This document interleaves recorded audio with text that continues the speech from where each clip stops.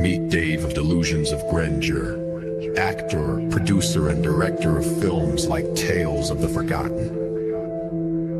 He has come to assemble a team of freaks, geeks, and even worse, film nerds, to discuss films ranging from mainstream to downright crazy. There is Tammy, car enthusiast, and Dave's fiance, Dustin, reptile expert and overall horror collector, Jake, environmentalist and fine art film critic, and finally Brandon, a therapist with a love of film that can only be seen as insanity.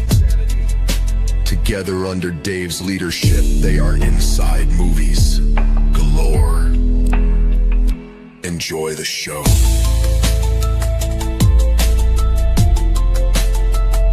Enjoy the show.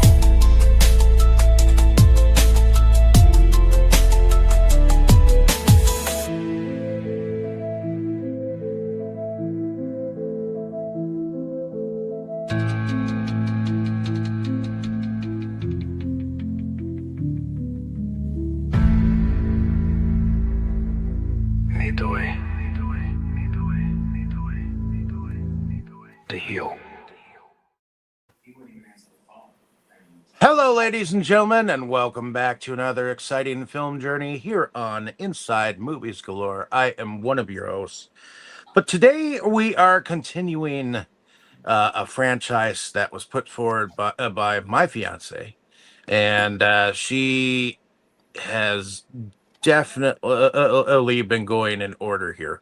So, Tammy, why don't you tell us which film you subjected us to this week? Dracula, the Prince of Horror. Nope, Prince of Darkness. Or Prince of Darkness, sorry. It was filmed in 1966. It was directed by Terence Fisher. The writers are Jimmy Sangster, Anthony Hines, and Bram Stoker. The film stars Christopher Lee, Barbara Shelley, Andrew Keir, Francis Matthews, Suzanne Farmers, Charles Budd Tingwell, Farley Walters, Philip Latham, among many others. So let me see what IMDb says about the film. 10 years after his demise, Count Dracula is resurrected by his servant and preys on 4 unsuspecting English tourists who have taken shelter in his castle. So, going around the room, Tammy, did you want to lead us into first impressions? Sure. Well, I don't remember when I saw this the first time. Probably as a kid, because I used to get up and watch those late night horror movies. So probably saw it the first time then. But of course I've seen it since then. I own it, so I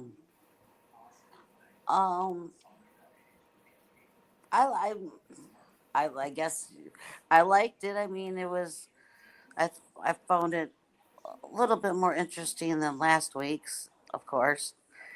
Let's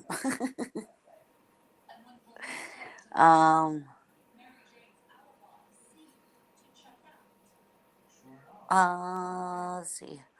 Wish I would have seen a little bit more of Dracula in it, but yeah, you know, for the time that it was and everything it was decent. So,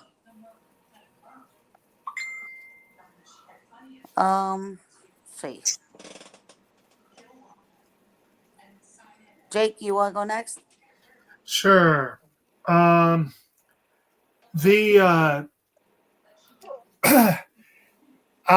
had not seen this before. This one was new to me, and I'm going to have to say that it's kind of appropriate that IMDb's description is misleading, because once again, I feel kind of like I walked into this with false expectations that were not met.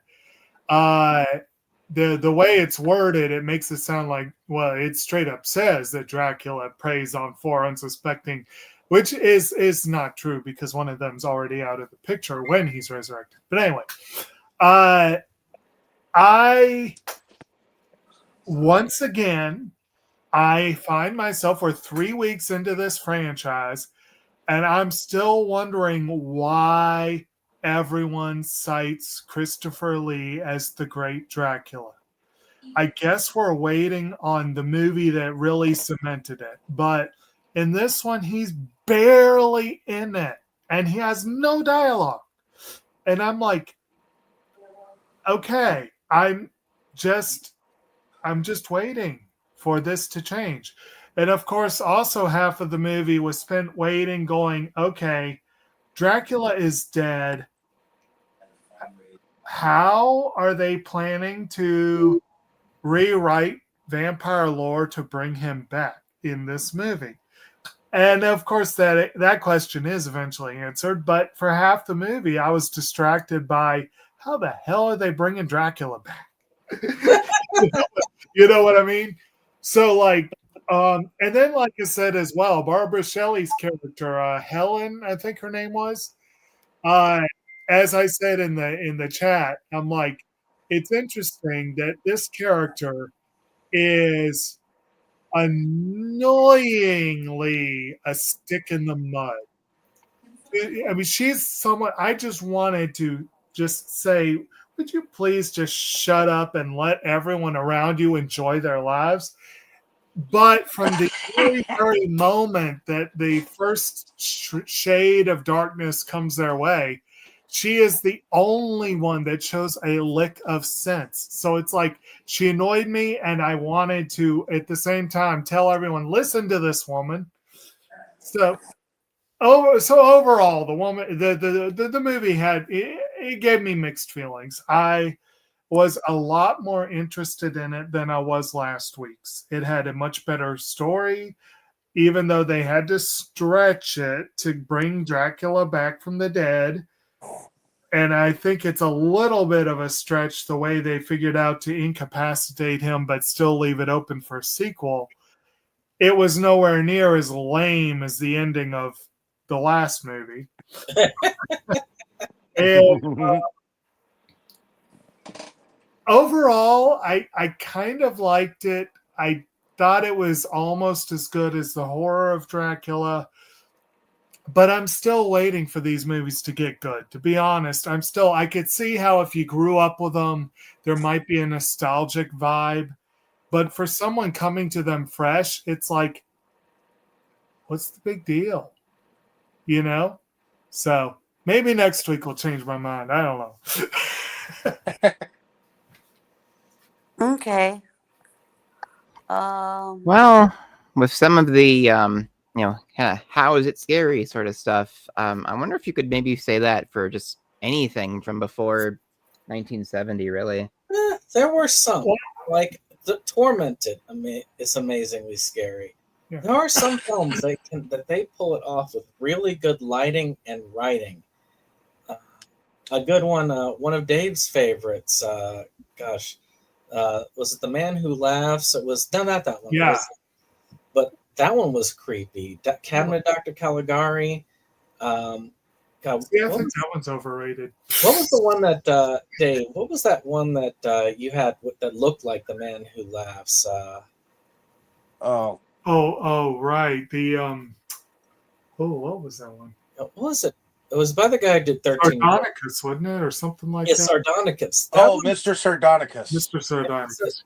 I really like that one. I don't know why. You have to work at it to get creepy back then, but you could do it. Yeah. Well, I mean, yeah, it's like I said, I could see how this one could have worked in that way at the time, maybe. But that's not really so much the criticism as I don't know. It's just,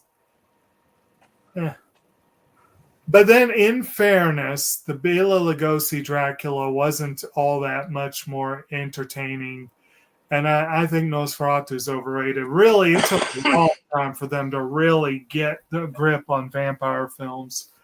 They eventually did, I think. But anyway, go ahead. Okay. So, Brandon, you want to go next? Oddly enough, this is my first exposure with Hammer horror films. I never seen a single one prior to these three. Out of respect for Tammy, I went ahead and because I felt bad about missing those two, but I was on a cruise with a prepaid drink package, and that would not have looked pretty. And I had no access to watching the film where I was. So I would have had to make up what the film was about and be drunk about it, which while I'm drunk, I probably would have been willing to make up what I thought what the film was. So it might have been entertaining. But I will say I actually agree with Jake on some of these because I keep hearing, because I was looking forward to this because I had been hearing so amazing things about Christopher Lee as Dracula. Now, I disagree with him on Bela Lugosi because I love Bela Lugosi as Dracula. Oh, no, I like him as Dracula. I just think the movie is weak. Yeah, the movie's weak. Yeah, I agree. But as far as the character, Bela Lugosi, his voice, the way that he actually moved, I agree with that the Ed Wood movie where he's talked about the way he moved his hands when he was putting them in a trance, just in general bearing. He still is, in my opinion, one of the better Draculas. So far, Yeah, you weren't down for the first one, and I was saying the same thing, that I prefer Bella over Christopher Lee. And I really think it's not because Christopher Lee is not capable of delivering it, because I actually believe the hype. Because Christopher Lee is very capable. Exactly. I saw Wicker Man, and by the way, Christopher Lee was an amazing villain in Wicker Man. And he was also an amazing villain in a lot of things. His voice alone makes him very commanding. Which of course in this movie he doesn't talk, which Right. I happen to like him better in a movie called The Devil Rides Out. So I mean, yeah, Christopher Lee has an amazing presence and ability. It's just I feel like he's been underutilized in these movies, especially the second one when he wasn't even in it. And actually, that was one of the ironies about this one was he didn't do the second one. Supposedly, he didn't want to get typecast. So what does he do? He comes back for an appearance, basically, a walk-on role that's even more likely to play into type than if he had more to do. That said, in this series, if I was to take a favorite so far in what I've seen, it would be Peter Cushing and his character Van Helsing. I actually think that he stole the show in both Horror and Brides, which of course he's missing in this one. But I do think that this one is my favorite of the three because it has a lot of things that are really have high potential. And I do think that if they decided to go a slightly different direction, this not only would have been the best one, but I think it would have been potentially the scariest one. I loved how they did the beginning. I loved how they did the castle and almost a haunted air to it. And I think that instead of having them go basically back to basics after waking up Dracula, which is also, this is the bloodiest one I've seen so far with that whole ripping apart scene. I think if they had not gone back to basics and instead had dragged it out as a kind of haunted house type film, where you could feel the evil presence, maybe people disappearing, and then Dracula coming back at the end, and then end it in a way that Dracula wins at the end of this, which they wouldn't have done that in 1966. But if they had done it that way, I think this would have probably been the standout of the entire series. This probably would have been the best one, and probably could have been even what I would have considered scary.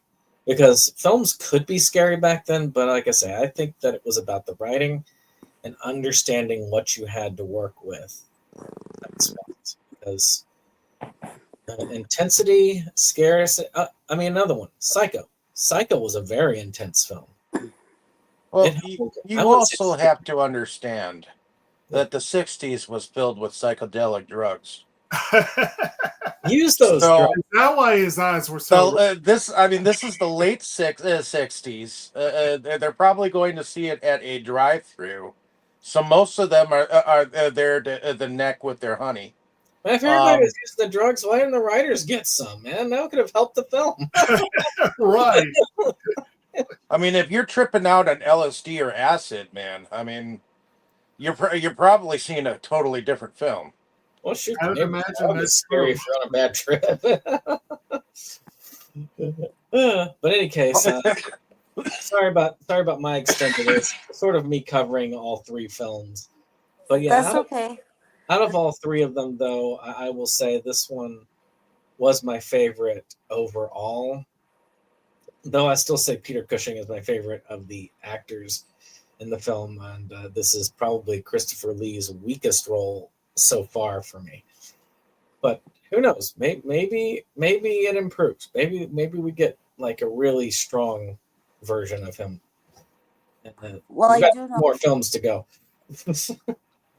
one thing I did want to say is, when I first watched this, when I first was watching these movies, and I know I probably saw them as a kid.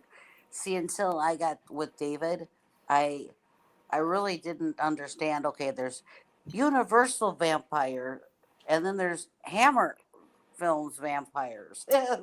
I didn't really, I didn't understand all that stuff. I just watched movies, So until him and I got together, and then I started coming on this, the two podcasts, I've learned a lot about movies, and that there's a little bit more than, I guess, just watching them. Well, then there's Monster Squad, man. Yeah. Because Wolfman's got yards. I just had no idea, if we're doing the Hammer franchise, I just, if somebody would have said that to me, before I met David, oh yeah, there's the Universal monsters and then there's the Hammer monsters, I would have been like, what? What are you talking about?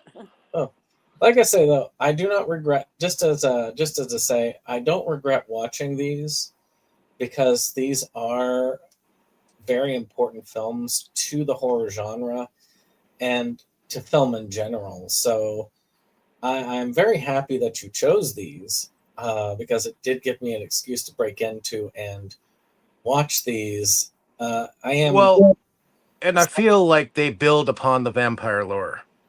But I am sadly disappointed because Christopher Lee's Dracula had all that build up, and it's kind of fizzled out to me so far. And I know how sensitive you are to hype. I hear that stuff, and I'm like, ooh. So maybe my expectations were too high going in. All right. Well, Dustin, how about you? So I'd actually seen this quite a while ago. So I think this was the first Hammer movie that Shout Factory put out. At least in their typical collector Blu-ray line that I used to really go after. Or at the very least, it was one of the first of those. And so I got this quite a while ago. And I haven't rewatched it for a few years up until now. And I like this one because I think it's at least one of the earlier examples I can think of that just that setup that you see in like some slashers or in something like Dolls, where it's like, oh, we have to, we're stranded on the road. We have to stay overnight at the creepy place and something picks us off. Like, this is the earliest example of that I can think of. And I thought there was a lot to like in this, even though I think it does suffer after Dracula is revived, because it sort of goes into being something else. But that's kind of hard to describe. I mean, I don't remember a lot of the action after Dracula's revival and after he, gets his first victim. To me, it just copies the other two movies after that. But I feel Pretty like much, but I think what people like about what I like about the Hammer stuff is that it's an adaptation of a really familiar story, but even for it being an older movie, it does something that I didn't really expect it to do. I mean, like the story goes in different directions. I think I talked about that when we did the first Christopher Lee Dracula, where it was like, oh, Harker gets turned into a vampire and dies pretty much right away.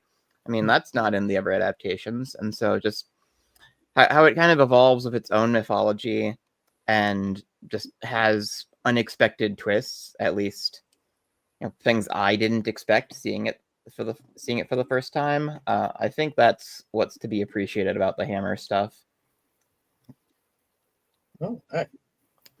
So, and I mean, I like this movie. It's fine. And I think with what makes Christopher Lee a memorable Dracula is just he has like a very distinct, he's so physically distinct. And when he does talk, he does have that kind of commanding presence. Like he feels more, just when he's on screen, he feels more regal than like Bela Lugosi did. I think maybe that's a product of just Christopher Lee himself. But I feel like that's something that audiences probably were responding to and why he's so fondly remembered. Plus, this is really the first Dracula that's allowed to have blood in it, isn't it? At least in terms of like movie standards. Pretty much. Well, yeah. And I think they just get a little bit more bloodier as they go. And I think that's kind of why Hammer Horror is its own thing. Because this is where we... they were starting to allow studios to have fake blood show up more, and it is what it is. Yeah. Okay, is that all, Dustin?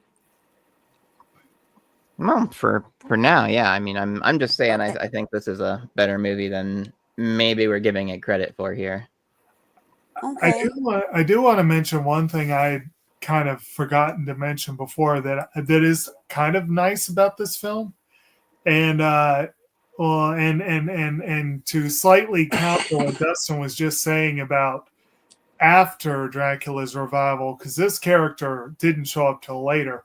But I mentioned when we were talking about the horror of Dracula, how I was disappointed in how straightforward it was, how there weren't a lot of larger than life characters.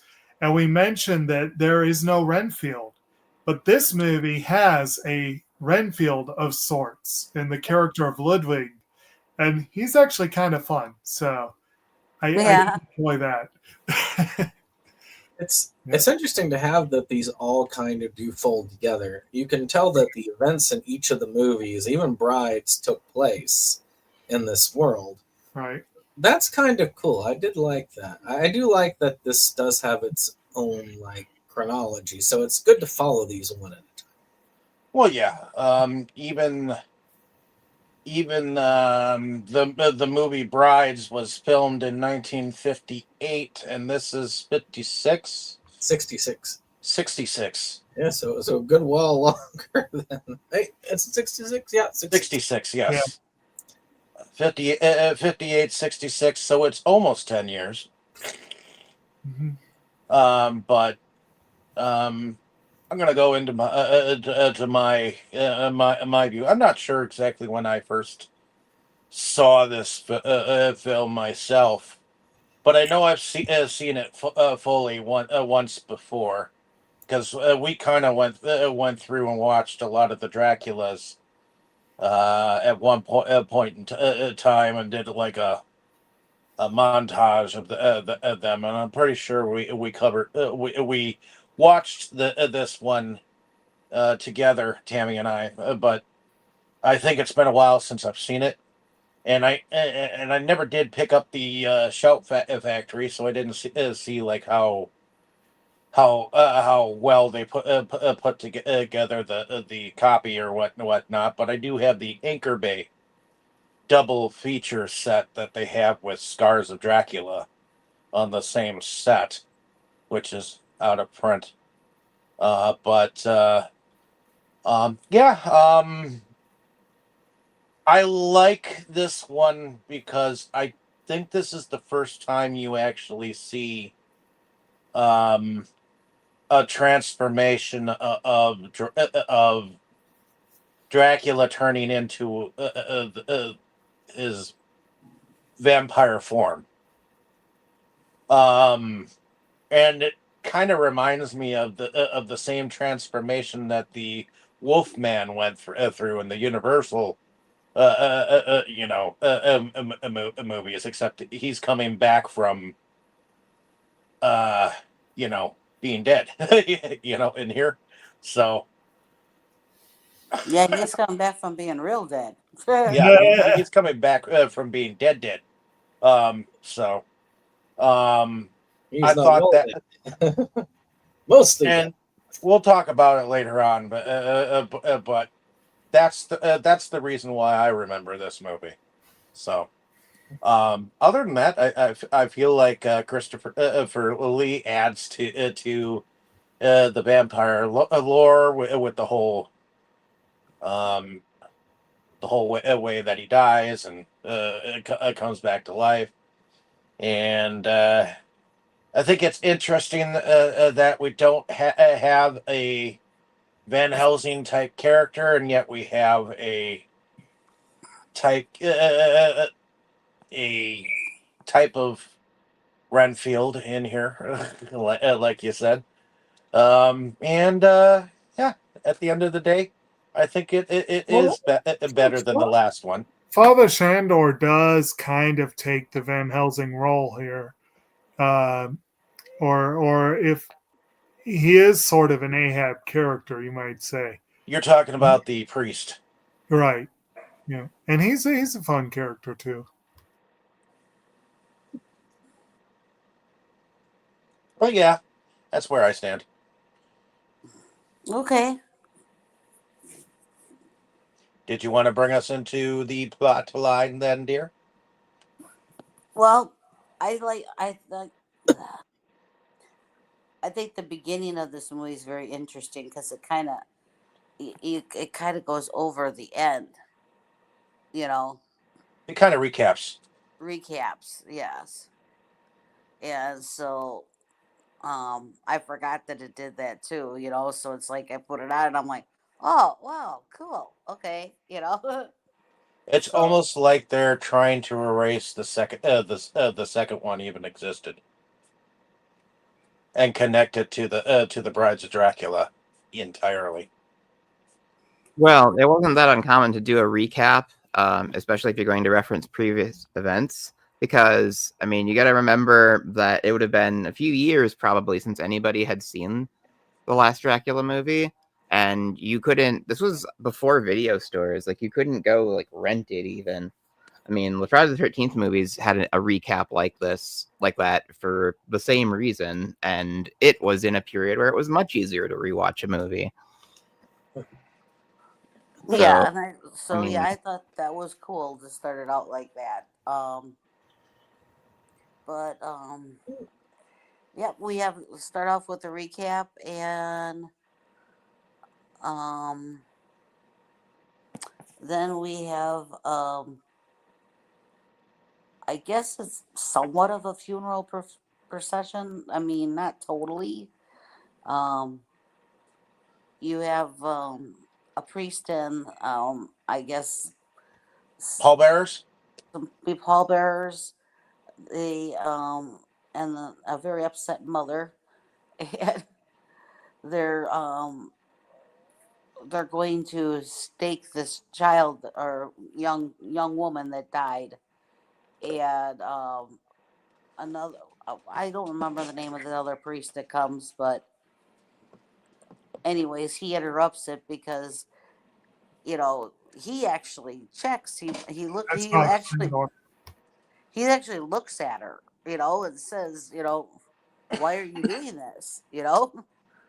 Well, just to be sure, just to, and it just didn't seem. And as we know, it's been 10 years since Dracula's been killed, so nothing vampiric has happened since, and they're doing it. They're staking her just because they want to be sure that she doesn't come back as one, even though he was killed long ago. and and there's no proof that she has been bitten or anything. She just died you know Well, like they touch on a little later in the film. I mean, yes, Dracula's been gone for 10 years, but he terrorized the area for what, at least 100 years. So Oh. people are still very cautious. It's like, oh, somebody died mysteriously. Better be sure. Hey, And what? I don't blame him. yeah, it's a little well, strange if to me that the somebody priest is so I guess if dismissive of somebody that. dies mysteriously, but you should still look for the signs and don't just assume. Yeah, and Oh, that priest or also whatever he was did do that. Yeah. Also, keep in mind when this theoretically took place, the concept of forensic science was not even around. The concept of looking for cause of death, it was more the kooks and eccentrics who would do that than your average person. They would, and that's one of the reasons why superstitions flourished as much as they did, was because people were looking for supernatural explanations for things. And that's one of the reasons why Shandor comes down on them so hard, calling them all basically morons, because he does take a somewhat more evidence-based approach to things. Even though he is a man of God, he still looks at things logically. But this other priest, apparently, he's more the other camp of, well, she died suddenly. It might be a demon at work, that sort of thing. Well, and those were the days. Yep. So Actually, but in these days there actually are vampires, so I guess it makes sense. but Yeah. Shandor, he basically threatens them on punishment of death to stop what they were doing, and then goes along his way. And he arrives at an inn.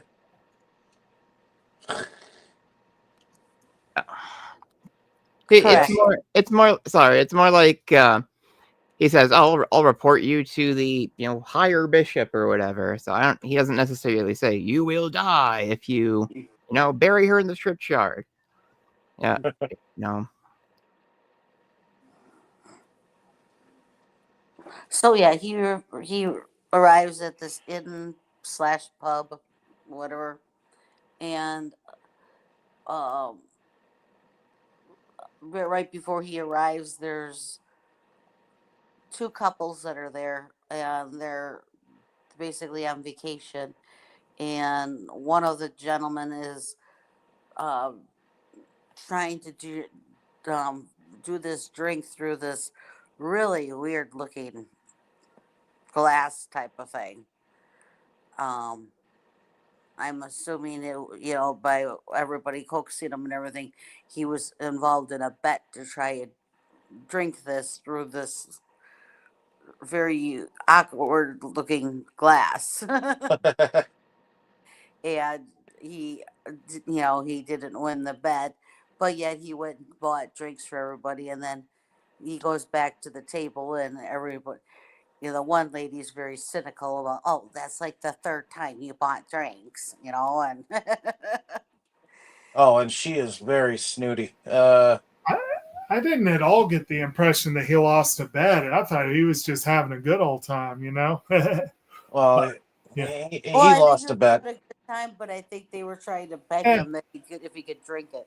it's possible, yeah. But yes, the lady that would believe it is his sister-in-law is the one that is just very snooty. um, where his wife is well, we're on vacation, and if he wants to do that, Well, and she said, "Oh, we can afford it, so why not?" yeah, right.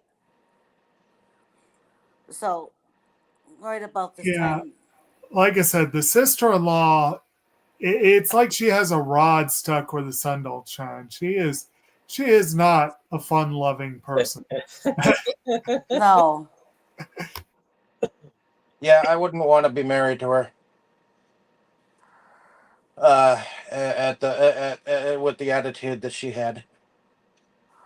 no, she does not seem like she's any fun at all. Um, so then the father was is it father or priest or he arrives and he he makes himself known that he arrived and goes over by the fire and Warms his tush. yes, warms his backside.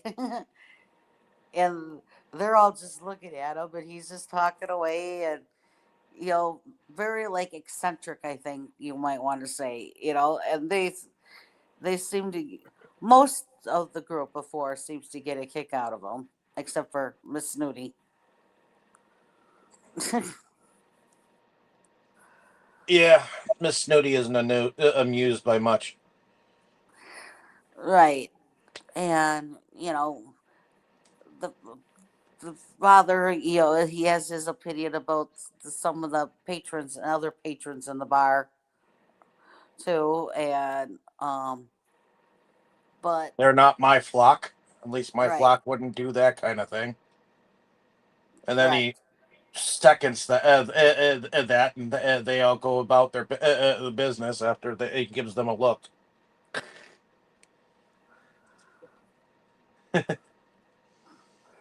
But then he invites the group to come to visit him at the monastery that they will be definitely taken care of, and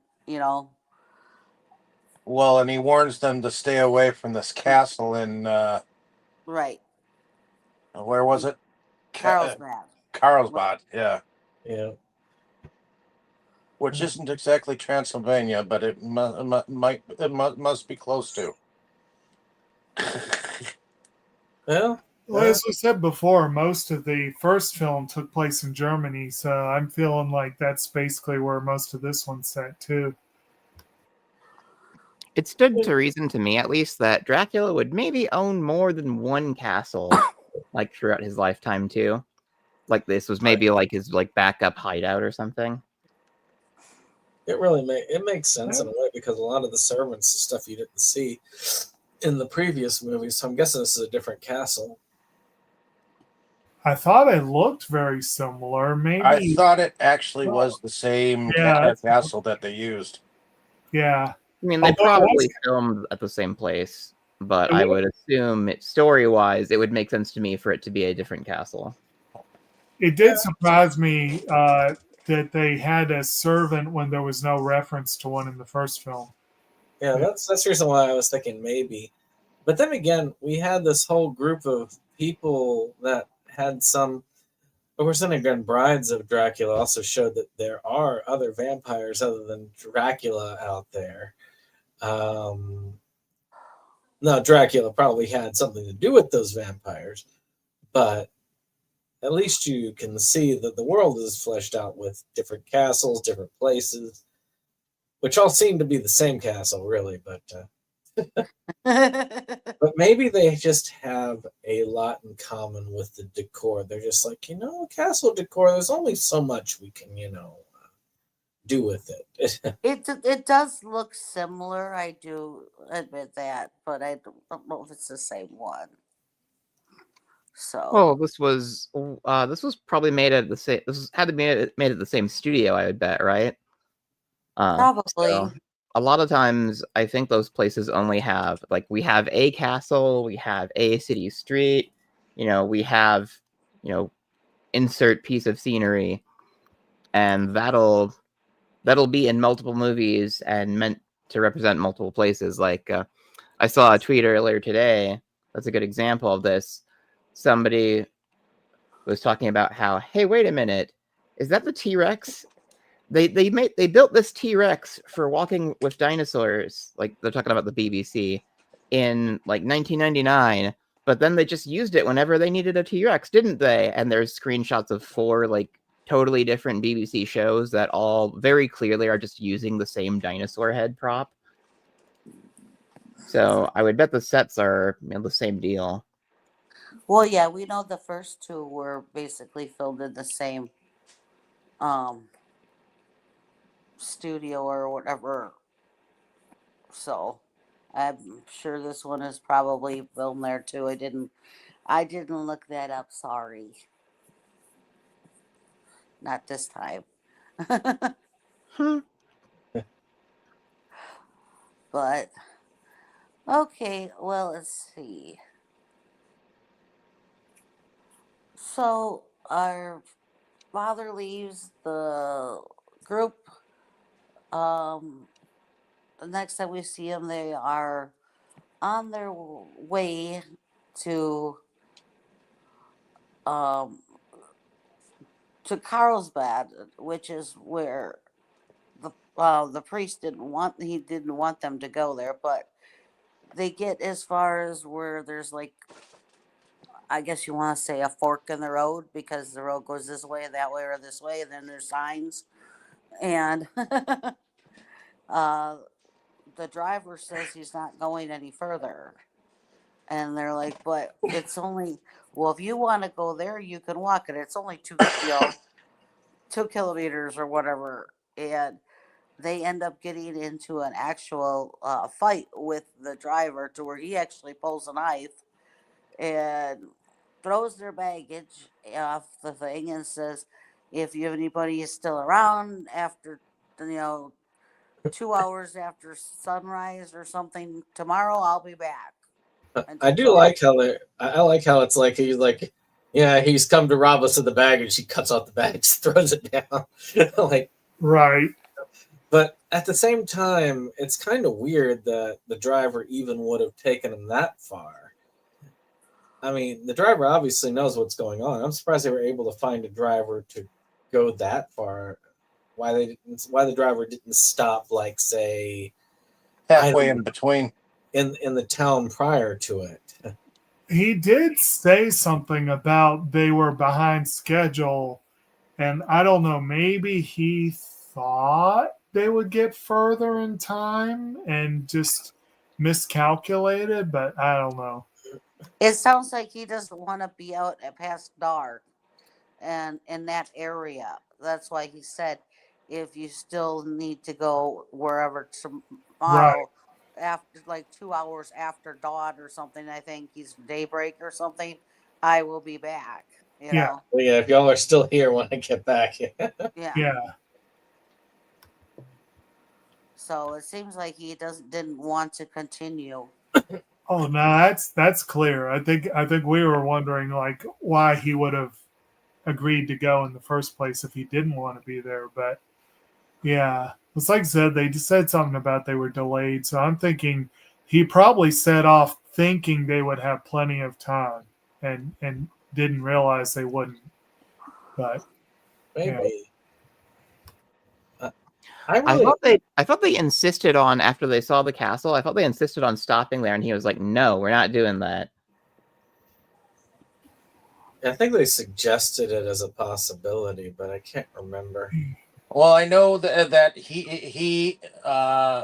the young guy who bought the rounds of drinks or whatever, he was like, well, I guess we'll figure that out tomorrow, because we'll be stopping by there. Well, the thing is that, the driver, when he was asking the driver about the castle, he pretended like it wasn't there, like he couldn't see it. Yeah.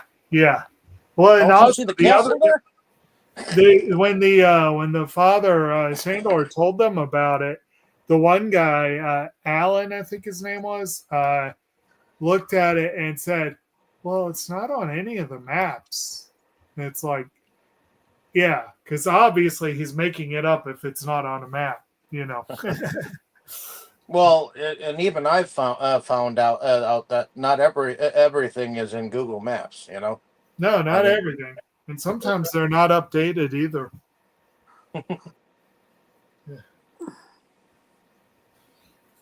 but in any case, Mhm. So at this point, the driver leaves them there, Yeah. and they're checking out this like abandoned like they're shack, about to.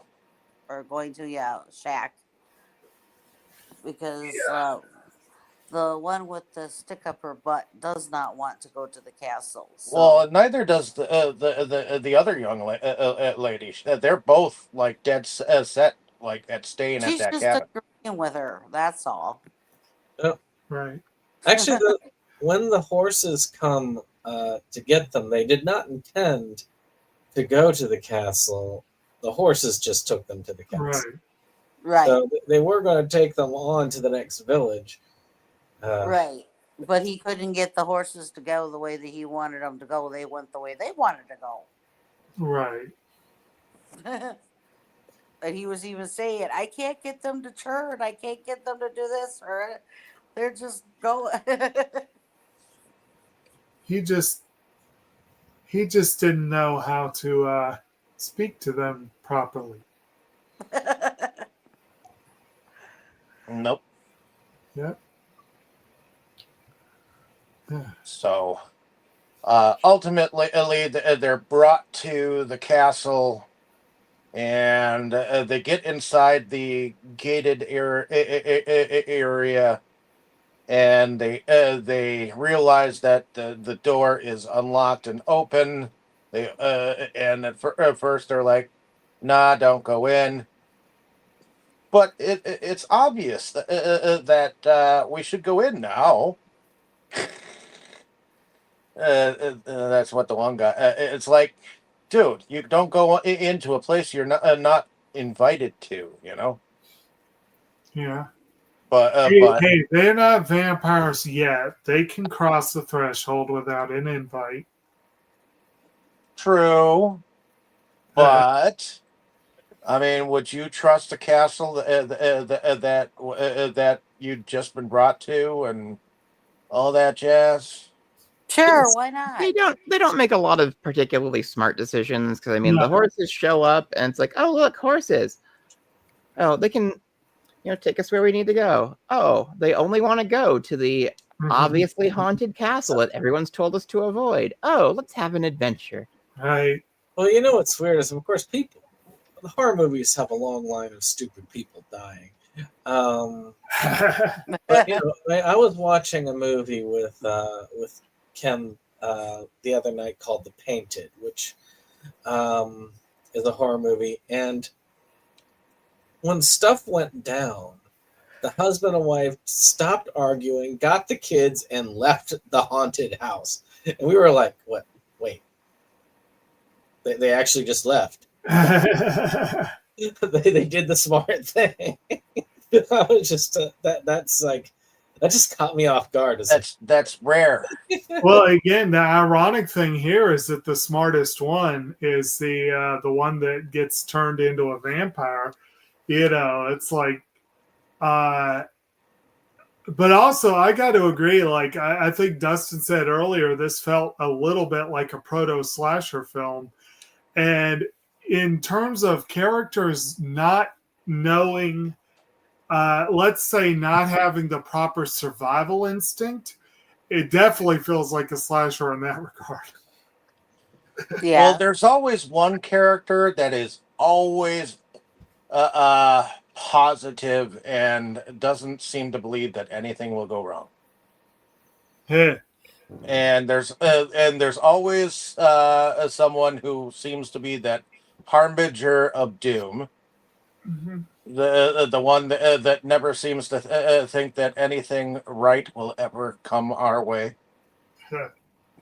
And always someone who agrees with that positivity nature. And That reminds me, the other woman, Diana. You know, she reminded me of, I don't know how many of y'all will get this reference, but I know Brandon will. I was just a couple weeks ago, I was reading the sequel series to Fairy Tale, The 100 Years Quest. And there's a few chapters where the guild Sabretooth is involved. And there's this character in that one, Frosh. But he's also known just by Fro. And almost everything he says is, Fro thinks so too. It's like he agrees with everything. Fro thinks so too. And Diana, everything she said was agreeing with someone. Or at least half of what she said. But it felt that way. I was like, oh my God, it's like an older female version of Fro.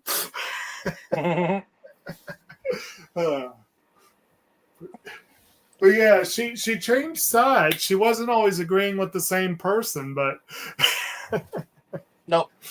yeah. But it is what is. They all go inside the castle and notice that the placements are set for 4, and so they think that they were expected.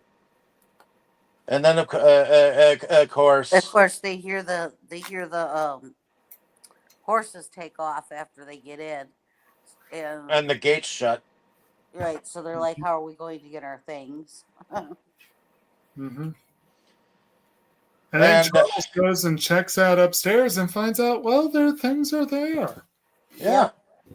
And then, of course, they hear a scream downstairs because there is a shadow of a man has appeared. Mm-hmm.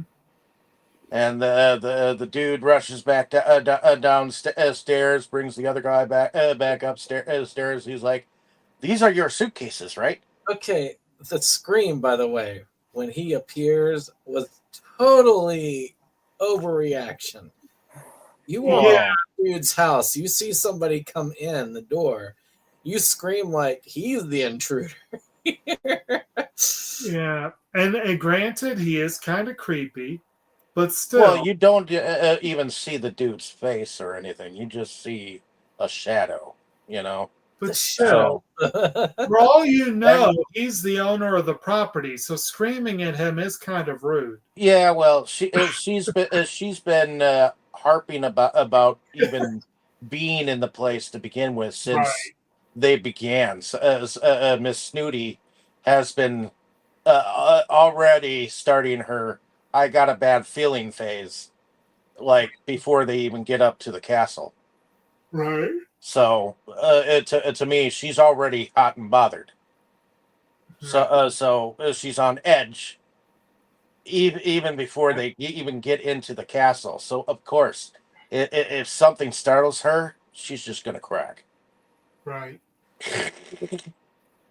If she didn't actually have a point behind everything, she would have been a prototypical Karen.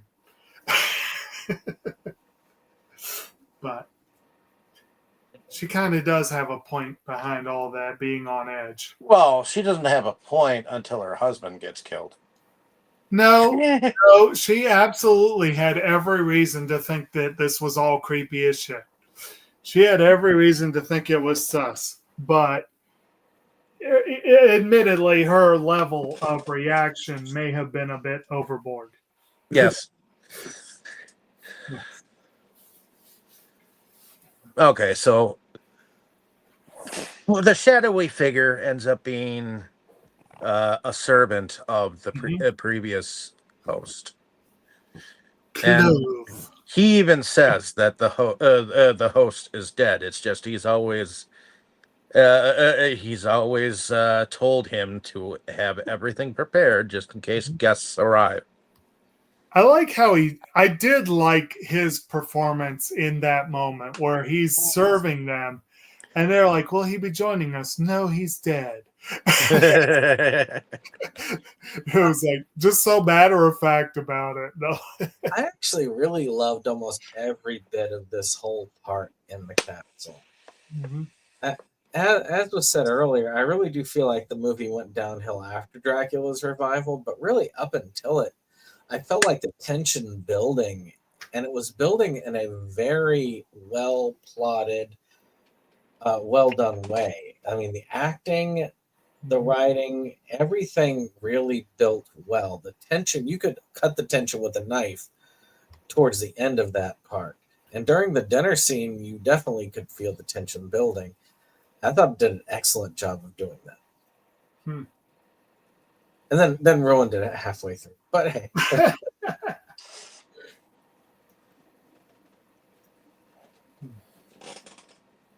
Well, did you want to bring us forward, Tammy? Okay. So yes. I guess they're having dinner, and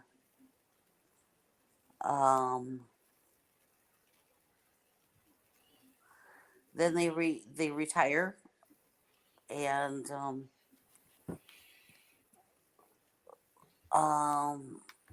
is it Alan? Is it the one that wakes up because he hears something, or though his wife wakes up? She It's hears his something. wife, the Wait, Karen. she Yeah. thinks he woke her up by calling her name or something like that. But they do hear something, and when he opens the door, he sees the servant pulling a trunk down the stairs and then down the hallway, and that's what's making the noise. And he goes to get his robe and follow him, and this isn't the first time I've seen this in these movies, that behind a tapestry is an A stairway. a doorway, or Mhm. yeah, behind a tapestry. Because this is a castle, and we have many tapestries. Indiana Jones reference. Right. The whole But yeah, castle belongs in a museum. Was it that seems to be, The whole castle belongs in a museum, right? including Dracula himself. Right. well, yeah, there's plenty of objects in this castle Hmm. that we've seen already, but so yes, his curiosity gets the better of him, and he follows the stairway down, Mhm. and he just seems like he's looking over everything. It looks interesting, and then he sees on the side of on the cement it says, on the crypt it says Dracula, and then he goes into the other room and he sees like the urn and everything, and it just seems like he's walking around checking everything out, and then he gets clobbered. Clobbered and stabbed in the back. Heck, yeah. Yeah. Actually, I think it is that he gets stabbed in the back and not really clobbered or. Right. And then, of course, you see the servant dragging his body around towards the coffin, and then, of course, you see him use this cantankerous contraption where it's like a pulley system, Well, yeah. where he ties a looped a knot onto his feet, and then the pulley system drags him up, and it's like a man-made crane. It's basically bleeding a stuck pig is basically what he's doing to this guy. Well, yeah, because not only did he stab the dude and he's bleeding, but he actually walks up to the body, and he you don't really see it, but you see his arm do a motion like he's cut his throat. Yeah. Yeah. Over the empty coffin that has Dracula's ashes in it. Well, he actually has to pour the ashes in. Oh, but yeah. I actually thought that was a rather cool and disturbing scene for a movie of that age. Of course, then again, towards the end of the '60s is when the splatter movies started to come out. So but And that's when they answered the question of how are they bringing him back? I mean, I thought the blood ritual thing here was a really cool idea to like revive a vampire, and I think some movies even like use this idea later because it seems familiar. Well, yeah, I do believe that it does happen that way in other vampire films. So, like I said, Yes, I've seen this ones too. this is where that part of the vampire lore like added to. Like, there are many things that you can do to a vampire to kill it and revive it, and this is one of them. And this, I believe, is where they started. Yeah. So. And I do like the idea that you can take the ashes of a vampire and revive it with just blood. Right. Actually, come to think of it, this is pretty darn close to the way they brought back Voldemort, too. Pretty close. Yeah, I guess, but a Horcrux had to be involved. Well, yeah, but you know what I mean. The particular, I mean, they're both British. the basic concept is very similar. But yeah, and like I said, I wondered how they were going to do it, and then when they did it, I'm like, okay, I can go with that. That works. I thought it looked really cool. I thought that this is where I thought they did a really good job on effects. You know, as it was, the body was like coming back. You know. Yeah, the paper machete skull. Yeah, and skeletal bones. I actually thought it looked pretty cool. The fact that they were making it look like they were putting meat on them bones. Right. Meat on the meat suit. So. That's right. But in any case. Then, once he has fully formed Dracula, the servant goes and gets Miss Karen and says her husband, her husband needs her, and of course she follows,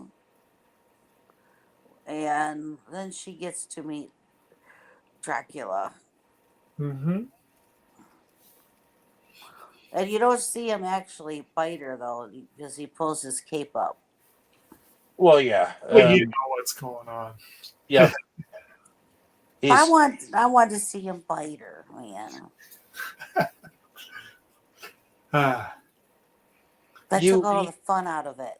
You want to see the veins pulse and the teeth sink in and all that vamping out that seems to go on these days to make the vampiric effect so hot. Right. But I believe that they still kind of protected you from seeing the actual act of it.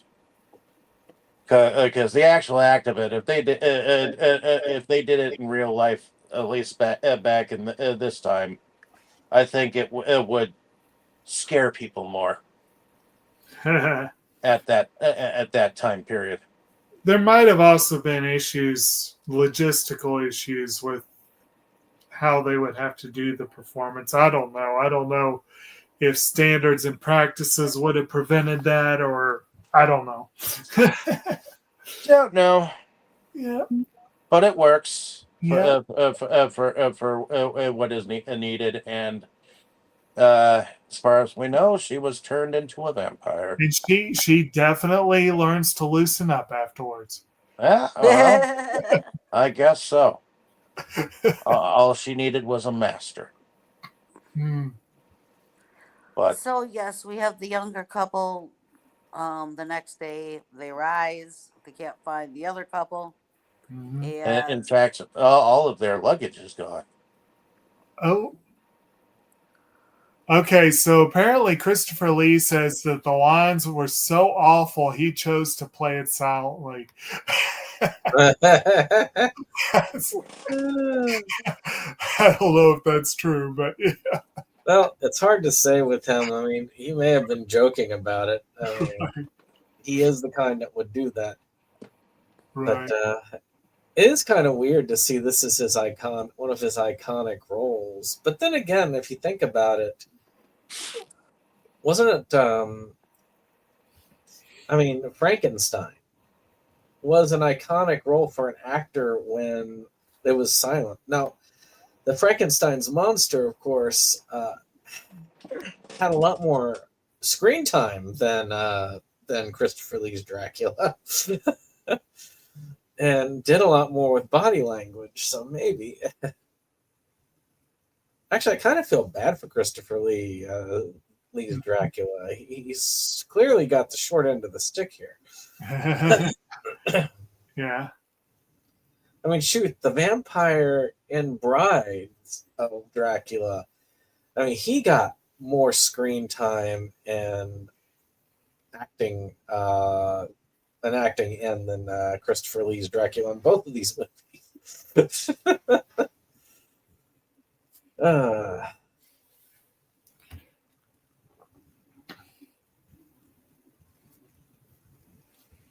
Okay, so yeah, the young couple's out looking for the other couple. They leave the castle. They end up by that rundown little shack, Yep. and she's supposed to stay by the shack, and he goes back to the castle because he says he has to look for her. And while he's looking for him, the servant shows up and says, "Your husband wants you back at the castle." And of course, she believes him. But in the meantime, he finds, I believe, is it Alan? He finds him in the trunk. Yeah. And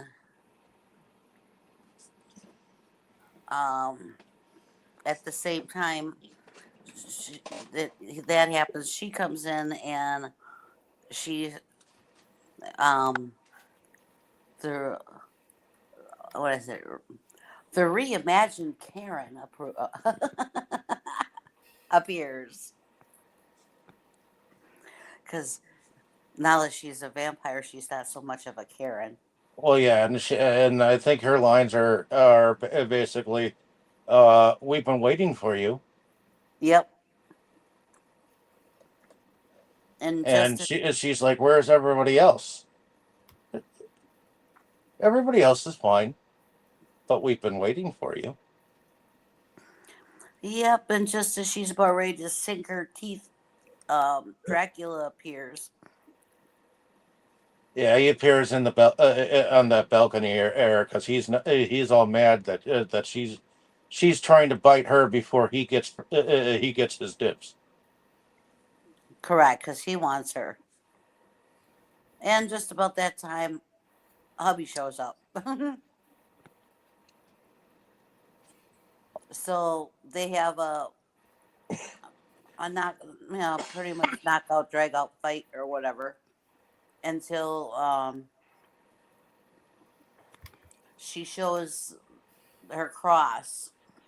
Well, her cross makes an indentation in the new revised Karen's arm, and so now that they realize that this cross has done something, finally, hubby gets the idea of taking the swords and putting them in the shape of a cross, and Which still works better than the shadow of a windmill. yeah, I guess. But they end up using the two crosses to get to the door, but the servant comes in, but she notices. Diana notices. In time, So I think they're able to knock him aside, and they are actually able to get a horse that doesn't run away from them, Uh, which is strange because you would think that the horses it would not like work for them, you know, because they didn't work for them before. Why would they now? well, You those know. horses were probably under specific orders, I guess you could say. If they were just hanging around, that might be different. Well, in any case, this horse gets them only so far because it throws them from the carriage Mhm. That's because because they were going so too fast and too furious to get away, correct. and they went off of the road. And if they wouldn't have gone off the road, they wouldn't have crashed. And I think from there, he's able to carry her to the monastery. Yeah, she Well, gets knocked out. Like, I don't. I got the impression she got concussed or something along those lines, but she definitely got knocked out for a bit. yes. And So that's when Father and what's the guy's name again? Ludwig, Well, No, you talking about the minister? Who you no, were- oh, the husband. yeah. Oh, Okay, That's when they have the heart to heart about everything. yeah. I told you not to go to the castle and da da da da, and he's telling them the stories and the well, yeah, and and the husband is like, I always heard that the vampire existed, but I wasn't entirely sure whether it was true or not. Yeah, he thought it was a myth. As you do.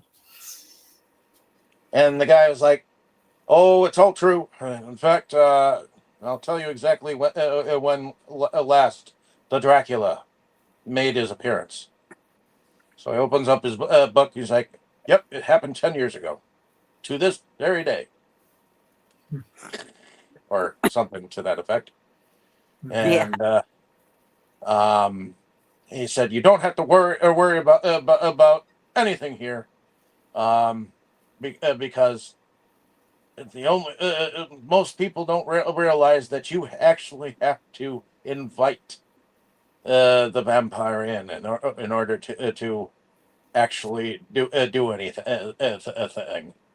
And Well, I yeah, had at the tavern, he had very aggressively dismissed the garlic isn't going to do anything, And then here was where he was like he explained that a little further.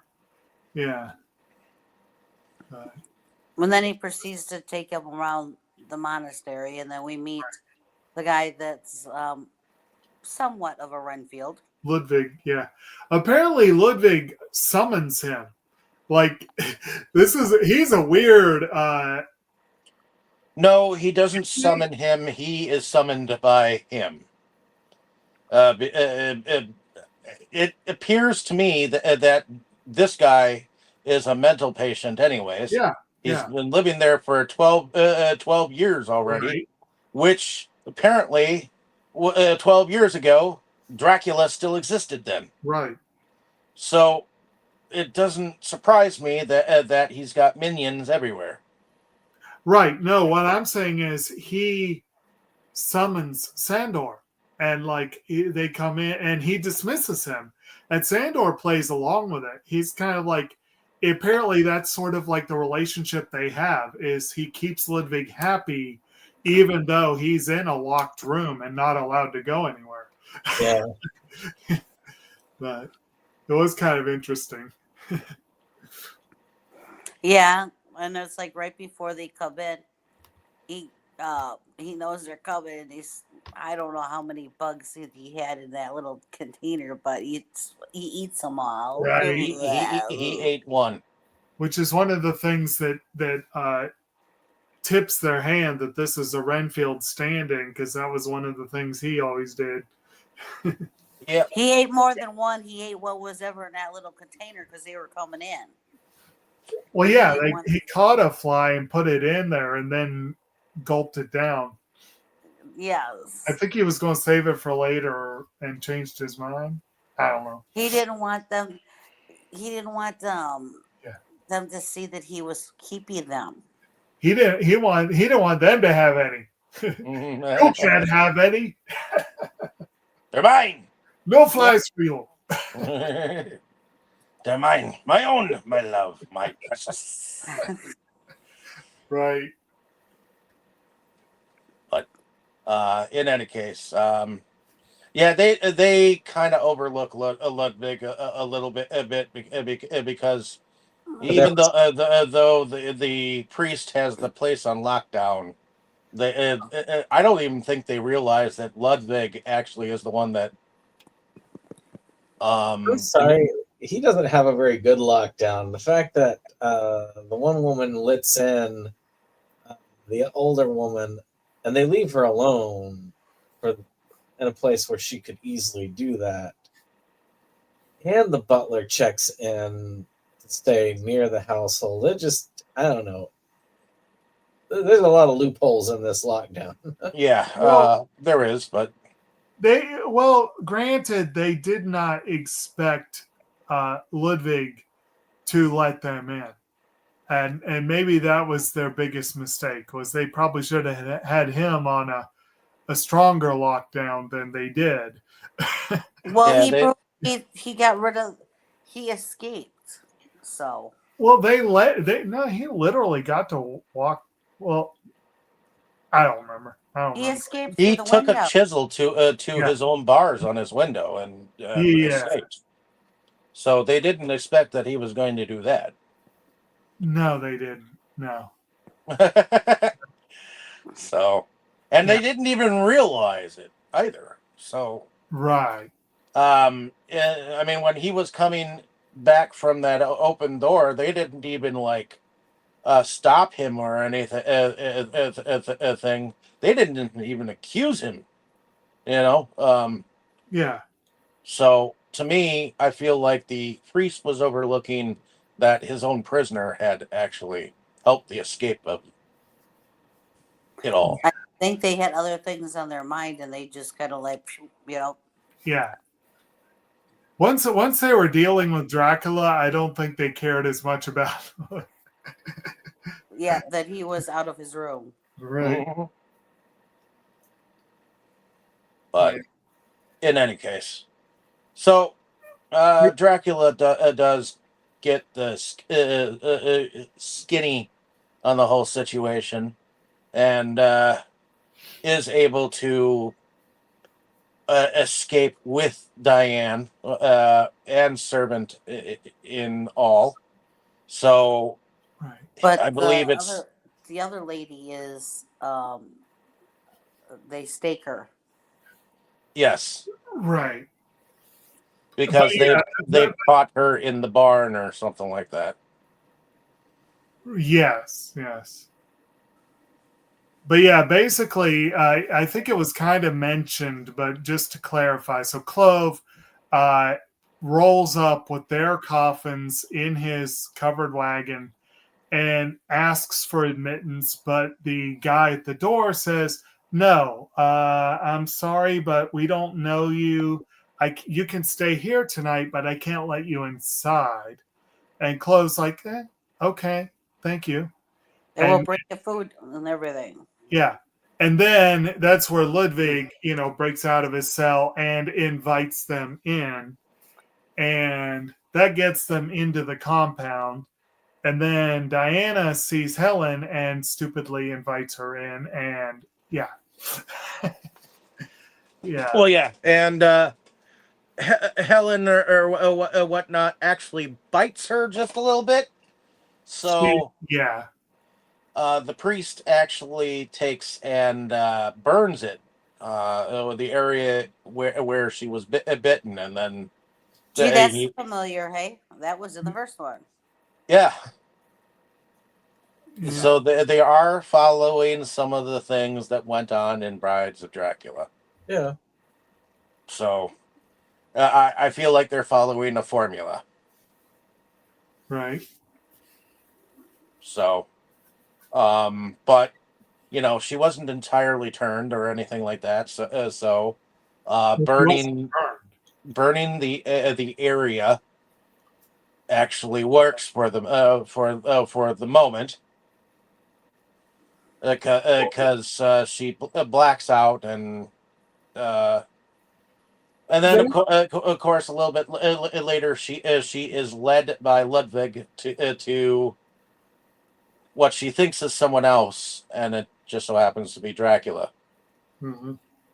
And he attempts to turn her because he opens up his shirt, scratches himself down his chest, and it is using those eyes to attempt her to put her mouth on his chest and suck.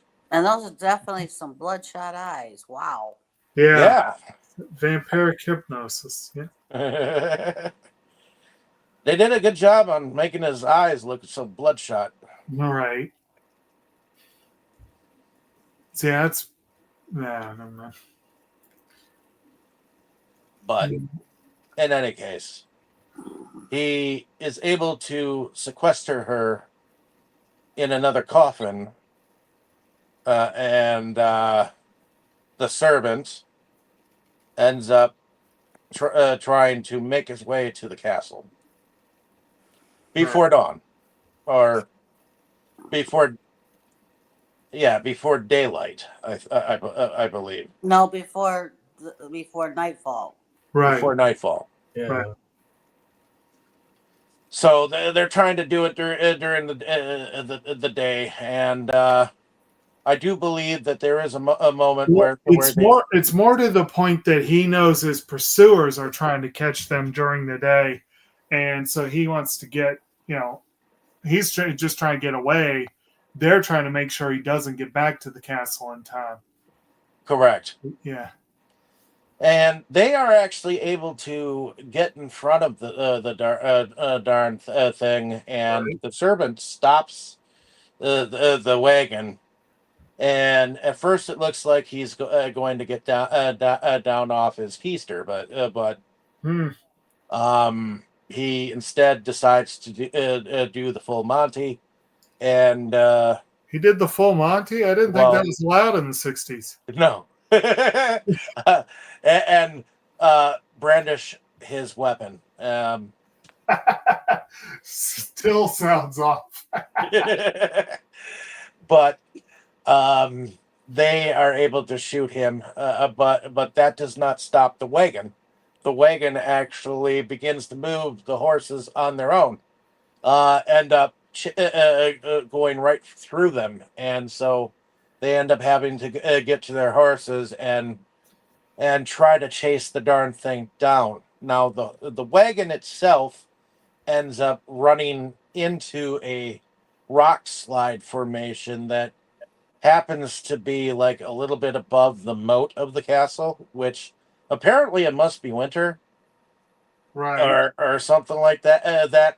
Because the moat is frozen, right, and one of the coffins slides down. Now, the priest goes and makes sure that it's not Diane that has slipped from the wagon to the frozen water, and it just so happens to be Dracula's coffin that is down there. Now, the goal is to stake him before darkness too.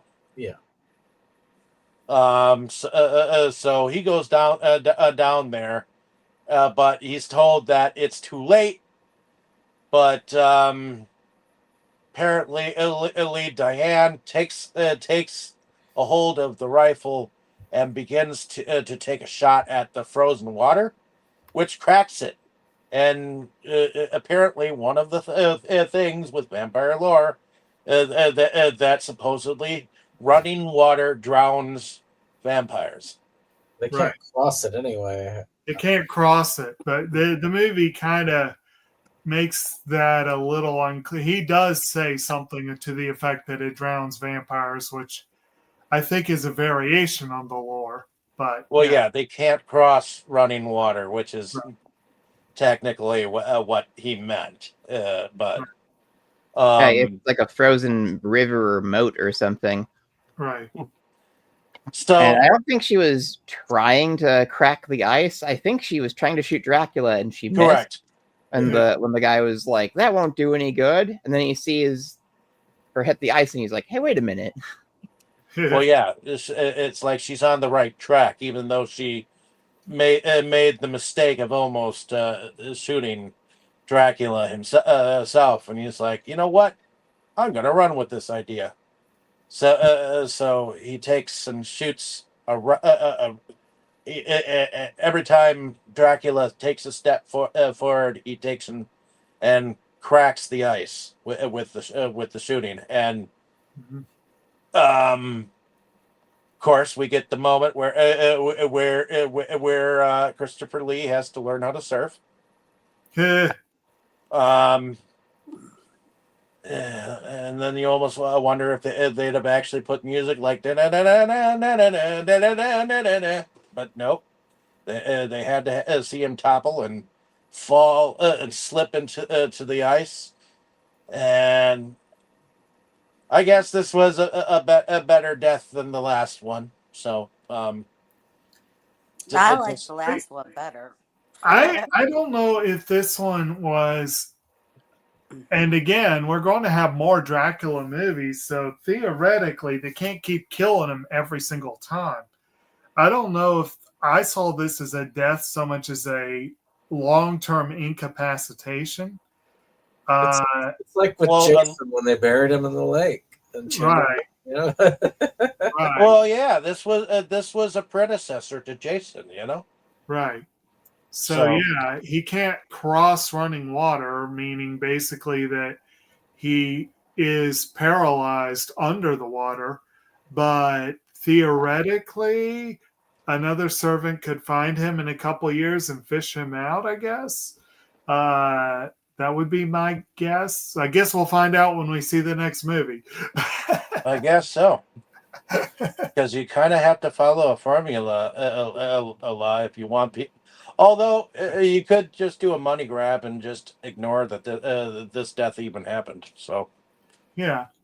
Well, I agree with, I think Brandon was the one said earlier that if this was a more modern film, that they could have had him just win a couple. I think that would have worked for a long-term franchise. I just don't think they would have gotten away with it back then. Yeah, I think with this one, I really do believe that if the film had, because really it just went right back to the original idea of, well, I'm going to take your women, and that's my deal. Which, you know, that's Dracula's thing, you know. But oh yeah, but I think that if they had, since they weren't going to show much of Dracula anyway, why not instead have one of, I mean, it's already been shown that there are some other vampires about. Maybe have one of the other vampires in the castle at the time where they're there, and play a cat and mouse game in the castle where eventually Dracula is revived and kills off the men and turns the women, and Dracula is seen triumphant. That would have made this movie, to me, really creepy, scary if executed right. Because they had everything set up to be almost scary. And definitely to build the tension, they did a good job. I just feel like they released the tension a bit too soon. And that caused this to, it just, tonally it shifted. So we don't think he's dead at this point. We think he's in a long-term Yeah, he ain't dead. sleep. he's in cryo sleep. I mean, shoot, there's more movies in the Hammer Dracula than what we're covering, and we still got 2 movies left on what we're covering. Right. yeah. And plus, You can't forget all the other Dracula movies that there are out there. Right. I will admit, talking about other vampires, at first, I thought that maybe Clove was another vampire. Like, I didn't really necessarily think he was a human servant at first, but it was kind of iffy there during that whole scene. Brandon was talking about like all the tension and everything. Part of that tension was not knowing exactly what Clove was. But then when we see him out in broad daylight, it's like, yeah, okay, he's definitely human. It's like, Not like Fright Night where like the vampire has a buddy who's just some mysterious creature that's literally never described. Yeah. Okay, so I guess we're basically at the end here. Anybody have anything to add? I thought that ending was a pretty good way to try and leave it like to like defeat Dracula, but leave it possible for leave them more breathing room for the sequel. Because while what they did to revive Dracula in this, I thought was pretty good and pretty clever, and I buy it. Like it works well enough for that. Mhm. At the same time, it must have just been really difficult. Like, how the hell do we, bring him back? So.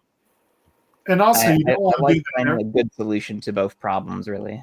You don't want to do that every time. No. That would get way too repetitive. Yeah. And I mean, it felt like Dracula seemed weaker here than he was in the first one, and I think that how they revived him also could, be used to explain that away. It's like, well, he's been recently revived. He's only had one victim.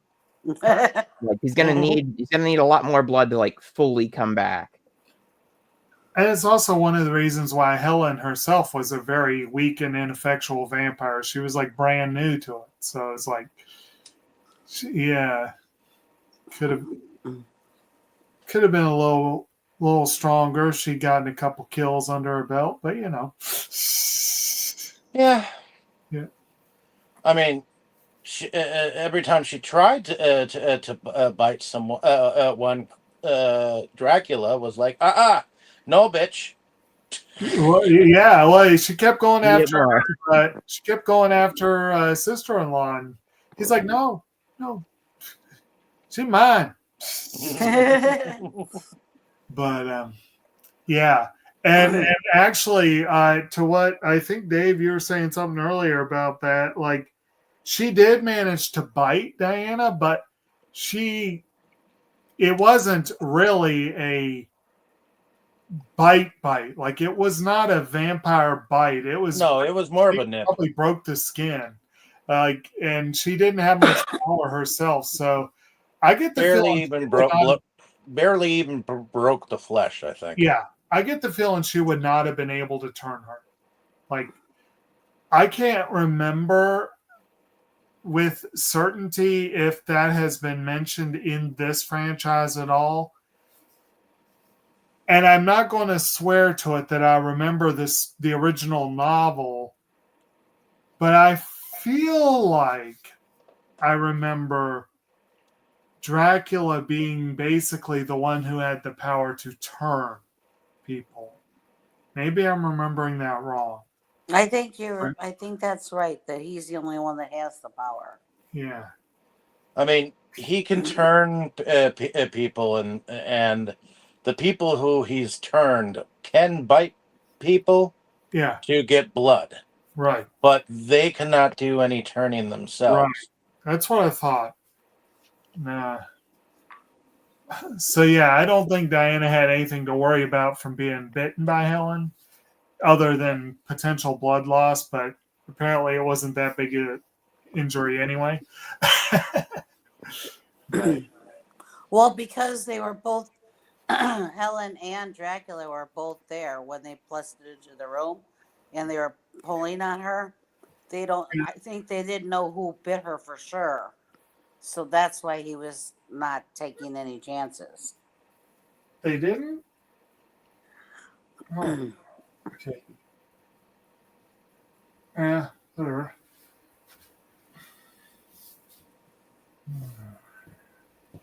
Okay. So are we going to go into production?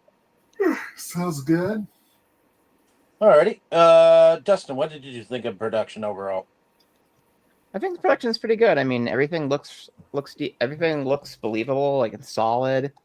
The blood when it's there is, I think, is a little more subdued than it was in the previous Dracula. It's like less obviously like the thick red paint, that kind of stuff that Hammer was known for.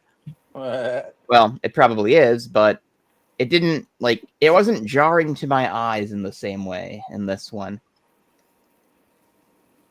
Okay. Maybe I just gotten used to it, but I mean, I think overall this was a little nicer than the first Dracula in terms of production. And I guess maybe it could be distilled to I liked the setting a bit more, like the stuff in the forest, and we only really had to worry about the castle, the grounds, and the inn, and the monastery. But we weren't going all over like cities. Well, yeah. I'm not sure if this had a higher budget or a lower budget than the first Dracula. I would assume higher after the success of the original Dracula. Does anybody know that? Let's see. Going down to see where the... Alright. Okay, so it says it was 100,000 pounds estimated. Huh.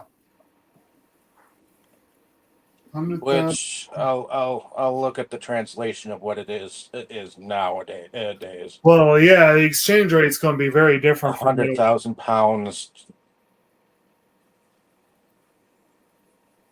I know for a long time a pound was around $1.60, but I have no idea. Right now, 100,000 pounds sterling is $136,127 in U.S. dollars. Okay, so the exchange rate's a little more even than it was.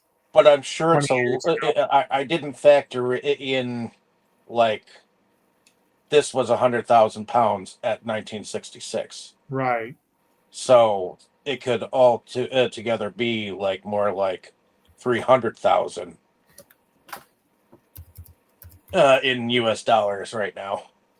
I would say about double that,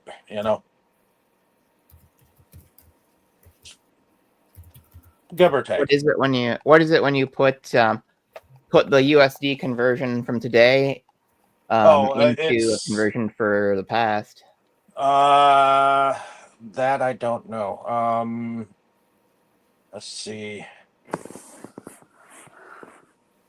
Oh, okay. According to this site, in 1967, the pound sterling went down from 280 to 240.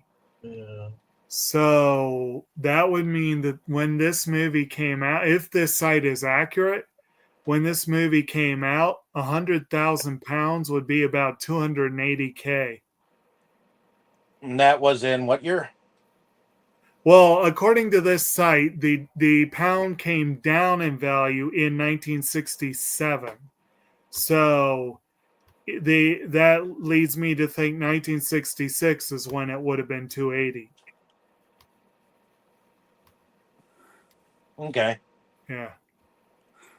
So apparently the exchange rate was much higher in favor of the pound in the 60s than it is now.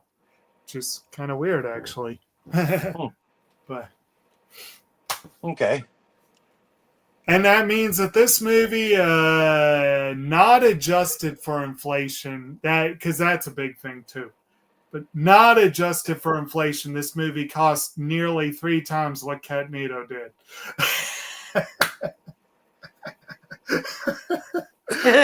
I still can't believe that they say Catnado cost $100K. That's crazy. Yeah,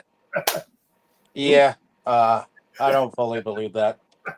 I think that was just a number that they put in to get their film onto IMDb. Could be. I don't think they were truthful. I don't know. But in any case, let's All right. How about you, Jake? What did you think about production overall? Well, personally, I think that the blood does look like red paint, but I do agree. Overall, I feel like this did look like it had, if not a much higher budget than the last two, then a comparable one. And I don't think it looks bad for the time period. I think it works fine. Okay. What about you, Tammy? I thought production was pretty good, especially when he came back.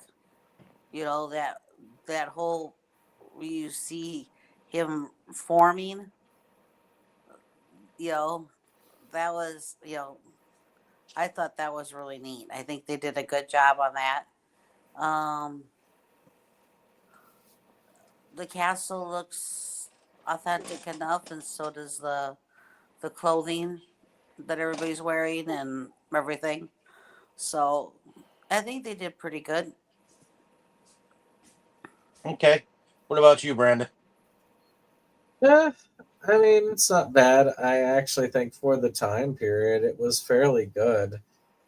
I liked some of the. There were a lot of different scenes, and part of the production is the scenery, and I do like the castle and settings, and I thought a lot of that was well done, and the goriness of it, yeah, it looked fake, but most blood back then, I mean, it was Romero that really wasn't Romero, really, it was a Savini that really refined realistic blood in horror movies, and at least to a point. So, and this was a slight bit before that.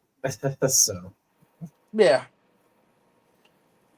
Um, as far as production goes, I thought having it returned to a set they've used before was a little bit unique. I think the tapestry in the basement was a little bit of an added area. Um, maybe we've seen the tapestry before in movies, but this might have been one of the first movies that they did that in. Uh, you know, an area beyond a tapestry or whatnot. But um, I thought that the transformation of the vampire, like Tammy said, that was pretty awesome. Um, uh, the clothing was definitely of the time. I agree. Um, and yeah, I like some of the outdoor scenery too. So, that being said, let's see what who did the music for this. I know that Terence Fisher was actually the director of the previous two,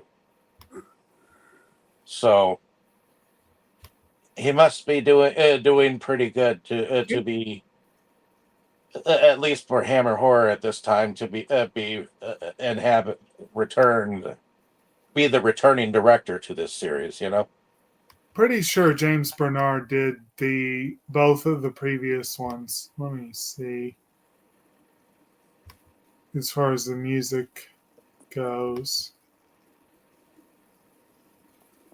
Uh, yeah, he did Horror of Dracula. Yeah, he did Horror of Dracula. He did 7 Days to Noon, the Curse of Dracula. He was the composer behind Nosferatu, A Symphony of Horror.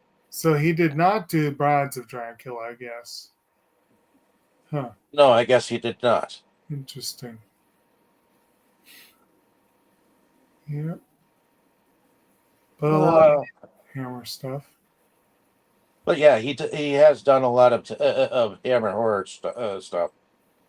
Right. To be sure. So, but yeah, heading to favorite scenes and/or favorite characters. So, Let's start with you, Brandon. Favorite scenes and or favorite character. Oh, I think my favorite scene was the whole revival scene. I thought that was pretty cool. My favorite character, I guess it's the friar. I mean, something about like the friar type characters that just appeals to me. I don't know what it is. Okay. What about you, Dustin? I would have to say the revival scene too, because looking back at my memories of this movie, it's the thing that sticks out in my mind the most, and it's also like really, I mean, well, for its time, of course, but also I think just even with modern horror movies to consider, it's very unique, like in my mind. So, Okay. and I didn't quite register just how kind of grisly it was the first time I saw it too. Like, I didn't realize he was still alive when he gets strung up, like before like the draining ritual like happens. Like, I thought he was just out and dead, you know? Well, no. I think when he was stabbed, the initial guy, the husband of the Karen, um, I think he was still slightly alive, but he was dying anyways because of the stab wound. But he was still alive. I Most know that's what I I, was saying. I didn't realize the first time I saw the movie, like Ah, until one of you mentioned it, and I was like, "Oh, damn, that makes I it think even he more had to weird." be. I think he had to be alive, so right, his blood was fresh. right, because that's another frequently used thing of vampire lore is they don't want to drink dead blood. Um, and I wondered about that myself. So yeah, I think he probably was just mostly dead. sometimes the vampire lore has been that the person being sacrificed blood to has to be a virgin too, but um, very rarely. This guy might have been given his wife. Yeah, she didn't seem like she put out anything, did she? Uh, Like, don't touch, no petty fingers. But in any ways, okay. How about you, Jake? uh, I'm not sure I have a strong favorite scene, but maybe the dinner scene. I agree with Brandon. They did a pretty good job with the tension and suspense and everything, and it was a pretty well done scene. Uh, it's a little easier. Well, it's hard to say a favorite character, but it's a little easier to say a couple favorites. I agree that Father Sandor was a pretty interesting character. I liked him. I thought Andrew Keir did a good job with the role, but I also really did enjoy Ludwig. I thought he was pretty fun. So I'll go with them. Okay. What about you, Tammy? My favorite character. You said his name was Father Gandor. Sandor. Sandor. Hmm. Okay, I like him. I think he's a little eccentric, but for a father, Yeah. but I think it's cool. My favorite scene is the transformation. Mhm. I just think that's neat.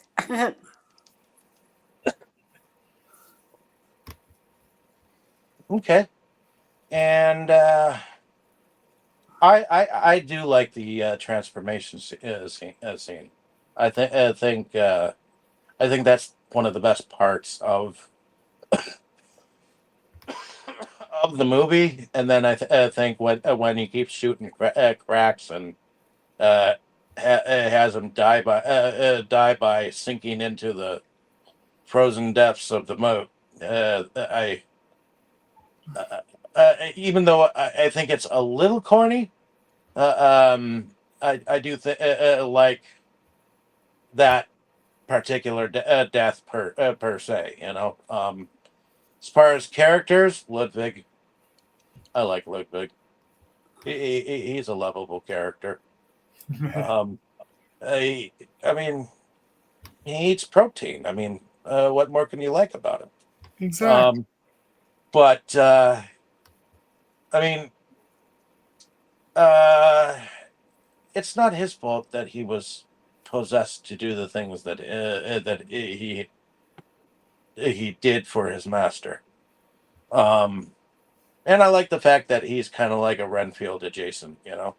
So, but in any case, and I do like Sandor a bit. He's definitely not your typical monk / priest, you know. He's definitely it definitely seems like he's lived a bit, so he doesn't really care what he says. But in any case, is there anything else that anybody wants to add? No. Alrighty. Well, hopefully, you ladies and gentlemen out there who have been listening, hopefully you've enjoyed our discussion. Like, share, and subscribe. Hopefully you'll be back with us next week as we continue down the bloodline of Dracula, at least on the Hammer side of things. What is next week again? I believe it's Scars of Dracula, isn't it? No? Let's see. Next week, Dracula has risen from the grave? I think so. Let me double check. I got it written down. It is, yes, indeed. Dracula has risen from the grave. And then last week is Taste the Blood of Dracula. So those Okay. are the two that we're covering. Okay. Oh, I thought we had Satanic Rites in there somewhere. But It must have happened after. Yep. okay. There's So- a lot of the Dracula movies. Alrighty. Well, in any case, like, share, and subscribe. Let us know down in the comments what you thought of the film, what you thought of our discussion. And everyone say good night. Good night. Right, Good night. Good night. Inside movies galore, just makes you just want more. We've had all in the world of media to explore. Horror, anime, or Curious George. Our love of new things was our reward. It is the best night of our week. Frankly, my dear, I don't give a damn.